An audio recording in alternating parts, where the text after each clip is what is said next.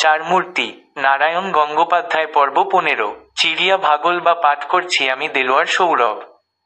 দূরে শেঠ চুন্ডুরামের নীল মোটরটাকে চলে যেতে দেখেই ক্যাবলা বললে, চুকচুকচ্ছু। টেনিদা জিজ্ঞেস করলে, কি হলো রে ক্যাবলা? কি আর হবে, চিড়িয়া ভাগল বা। চিড়িয়া ভাগল বা মানে? আমি বললুম, বোধহয় চিড়ে টিড়ের ভাগ হবে। চিড়ে কোথায় পেলি রে ক্যাবলা? দে না চাটটি খাই, বড্ড খিদে পেয়েছে। ক্যাবলা নাক কুচকে বললে, বহুত হুয়া, আর ওস্তাদি করতে হবে না। চিড়ে নয় রে বেকুব, চিড়ে নয়, চিড়িয়া ভাগল বা মানে হলো পাখি পালিয়েছে। আমি বললুম, পাখি?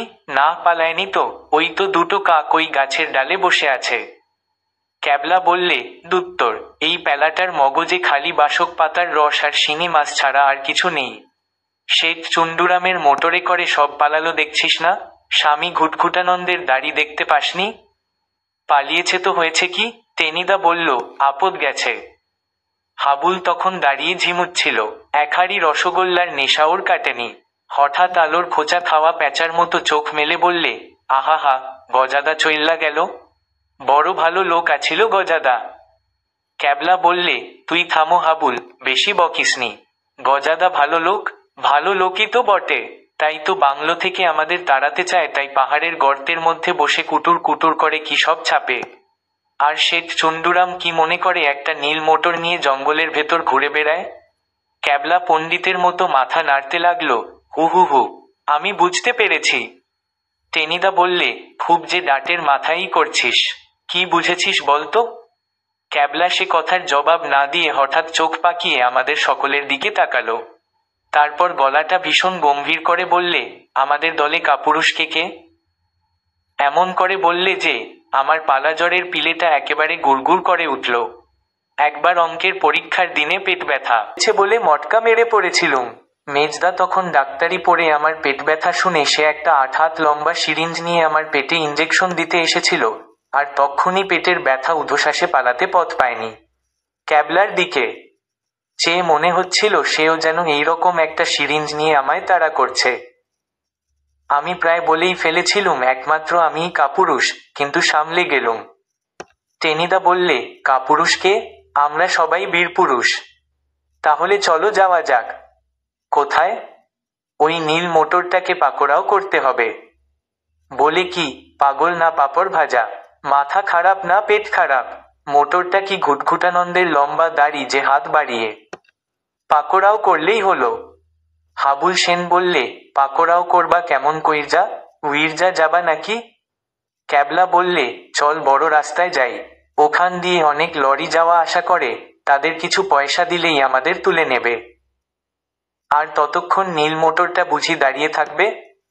নীল মোটর আর যাবে কোথায়? বড় জোর রামগড়। আমরা রামগড়ে গেলেই ওদের ধরতে পারবো।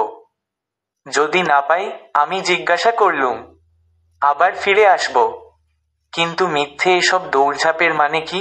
টেনিদা বললে, খামকা ওদের পিছু পিছু ধাওয়া করেই বা লাভ কি হবে? পালিয়েছে, আপদ গেছে, এবার বাংলোয় ফিরে প্রেমসে মুরগির ঠ্যাং চর্বণ করা যাবে। ওসব বিচ্ছিরি হাসিটাসিও আর শুনতে হবে না রাত্তিরে। ক্যাবলা বুক থাবড়ে বললে, কাভি নেহি। আমাদের বোকা বানিয়ে ওর চলে যাবে সারা পটলডাঙ্গার যে বদনাম হবে তাতে। তারপর আর পটলডাঙ্গায় থাকা যাবে না, সোজা গিয়ে আলু পোস্তায় আস্তানা নিতে হবে। ও সব চলবে না দোস্ত। তোমরা সঙ্গে যেতে না চাও, না গেলে কিন্তু আমি যাবি। টেনিদা বললে, একা? একা? টেনিদা দীর্ঘশ্বাস ফেলে বললে, চল আমরাও তাহলে বেরিয়ে পড়ি। আমি শেষবারের মতো চাঁদির ওপরটা চুলকে নিলুম।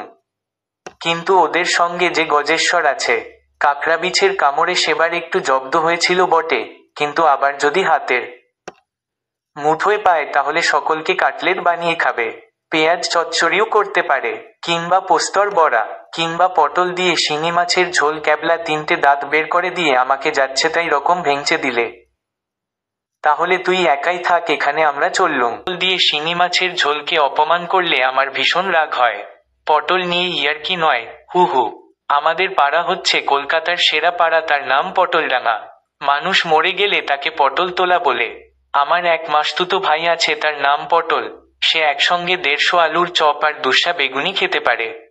ছর্দির একটা পাঠা ছিল, সেটার নাম পটল। সে মেজদার একটা শখের সাদা নাগরাকে 7 মিনিট 13 সেকেন্ডের মধ্যে খেয়ে ফেলেছিল। ঘড়ি ধরে মিলিয়ে দেখেছিলুম আমি। আর শিঙি মাছের কথা কে না জানে? আর কোন মাছের শিং আছে? মতান্তরে ওকে সিংহ মাছও বলা যায়। মাছেদের রাজ্যে ও হলো সিংহ। আর তোরা কি খাস বল? আলু, পোনা মাছ। আলু শুনলেই মনে পড়ে আলু প্রত্যয়, সেই সঙ্গে পণ্ডিত মশাইয়ের বিচ্ছিরি গাঁটটা। আর পোনা, ছো, লোকে কথায় বলে ছানাপোনা পুকে এতটুকু। কোথায় সিংহ আর কোথায় পোনা? কোনো তুলনা হয়? রামচন্দ্র।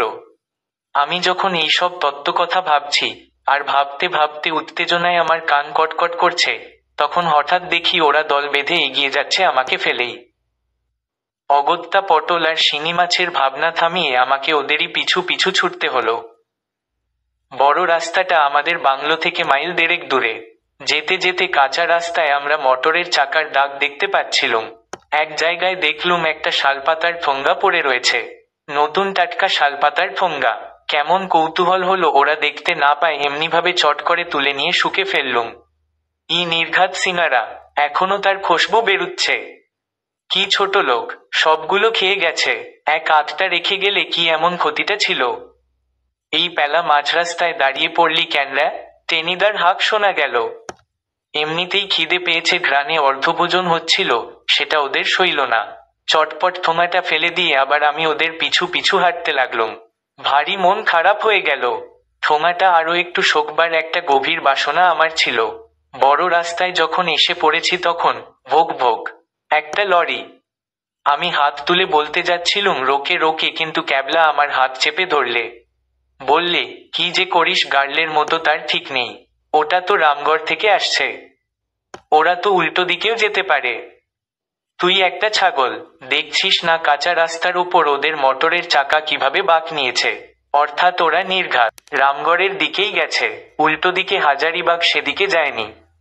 ইস, ক্যাবলার কি বুদ্ধি! এই বুদ্ধির জন্যেই ও ফার্স্ট হয়ে প্রমোশন পায় আর আমার কপালে জোটে লাল। তাও অঙ্কের খাতায়। আমার মনে হলো লাড়ু কিংবা গোল্লা দেবার ব্যবস্থাটা আরো নগদ করা ভালো। খাতায় পেন্সিল দিয়ে গোল্লা বসিয়ে কি লাভ হয়? যে গোল্লা খায় তাকে একবার রসগোল্লা দিলেই হয়, কিংবা গোটা আষ্টেক বড়বাজারের লাড়।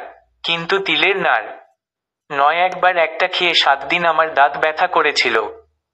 ঘর ঘাস। পাশে একটা লরি এসে থামলো, কাঠ বোঝাই। ক্যাবলা হাত তুলে সেটাকে থামিয়েছে। লরি ড্রাইভার গলা বের করে বললে, কি হয়েছে খোকাবাবু, তোমরা এখানে কি করছেন? আমাদের একটু রামগড়ে পৌঁছে দিতে হবে ড্রাইভার সাহেব। পয়সা দিতে হবে যে 4 আনা। তাই দেব। তবে উঠে পড়ো, লেকিন কাঠকে উপর বসতে হবে। ঠিক আছে, কাঠে আমাদের কোনো অসুবিধে হবে না। ক্যাবলা আমাদের তাড়া দিয়ে বললে, টেনিদা ওঠো। হাবলা, আর দেরি করিসনি। তুই হা করে দাঁড়িয়ে আছিস কেন পেলা? উঠে পড় শিগগির। ওরা তো উঠল, কিন্তু আমার ওঠা কি অত সহজ? টেনে হিচড়ে কোনো মতে যখন লরির ওপরে উঠে কাঠের আসনে গদিয়ান হলুম, তখন আমার পেটের খানিক নুন ছাল উঠে গেছে। সারা গা চির চির করে জ্বলছে। আর তক্ষুনি ভোগ ভোগ করে আরো গোটা 2 হাঁক ছেড়ে গাড়ি ছুটল রামগড়ের রাস্তায়। একই যাচ্ছে তাই ভাবে নড়ছে যে কাঠগুলো, কখন ধপাস করে উঠে পড়ে যাই তার ঠিক নেই। আমি সোজা উপুর হয়ে শুয়ে পড়ে দুহাতে মোটা কাঠের গুড়িটা ঝাপটে ধরলুম। লরিটা পাই পাই করে ছুটতে লাগলো। আমার মনে হতে লাগলো পেল্লায় ঝাঁকুনির চোটে আমার পেটের নাড়িভুড়িগুলো সব একসঙ্গে ক্যাক ক্যাক করছে।